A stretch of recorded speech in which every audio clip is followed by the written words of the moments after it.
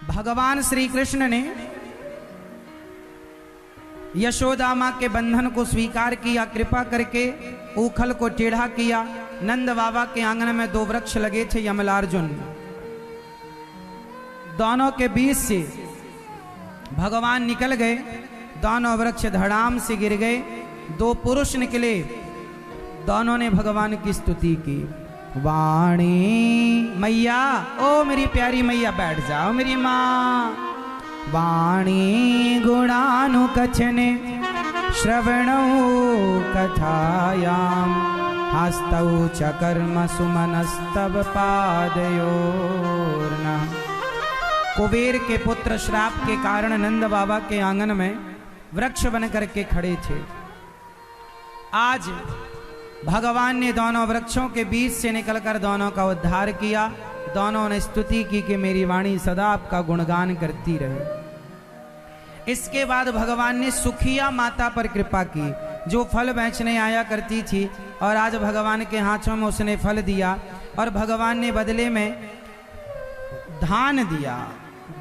कुछ लेकर आए अंजलि में, पर सारा गिर गया, खाली हाथ उसकी टोकनी में गिरा दिया, झाड़ दिया। अंत में भगवान ने बिना कुछ दिए उसे सब कुछ दे दिया। सुखिया पर कृपा की। अघासुर भगवान को मारने आया, भगवान ने अघासुर पर कृपा की। अघासुर सांप बनकर आया, मुंह फाड़ करके खड़ा था। भगवान के ग्वालवाल उसके मुख को ही गुफा समझकर जाकर छिपे, और भगवान ने उस ग्वालवाल जब जाकर छिपे तो ग्वालवाल तो उसके मुख में जाते ही मर गए। भगवान गए तो भगवान को प्राप्त करके अघासुर ने मुंह बंद किया।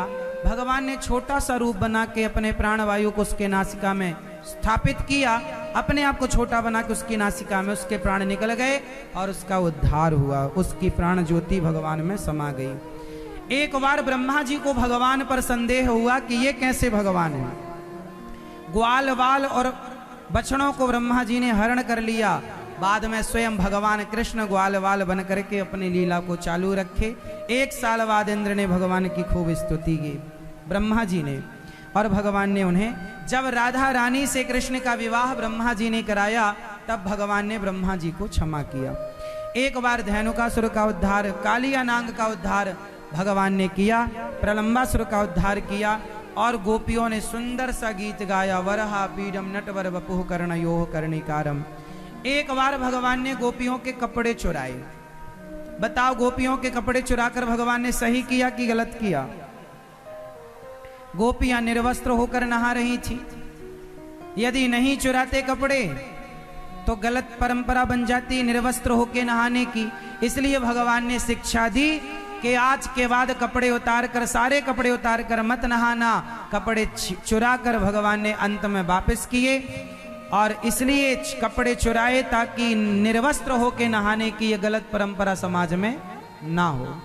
इसके बाद भगवान ने यज्ञ पत्नियों पर, गोपियों पर चीर लौटा कर कृपा की, यज्ञ पत्नियों पर। और आज भगवान ने, पिताजी ने इंद्र की पूजा की। भगवान ने कहा इंद्र की पूजा नहीं, गिरिराज जी की पूजा करो। अब गिरिराज जी का पूजन करने के लिए सारे ब्रजवासी गए। खूब प्यार से गिरिराज जी को 56 भोग लगाया, मानसी गंगा से स्नान कराया, परिक्रमा लगाई। अब हमारे यजमान जी भगवान जी को 56 भोग लगा रहे हैं। आप लोग भी भाव बनाओ कि हम भी भगवान को 56 भोग लगा रहे हैं।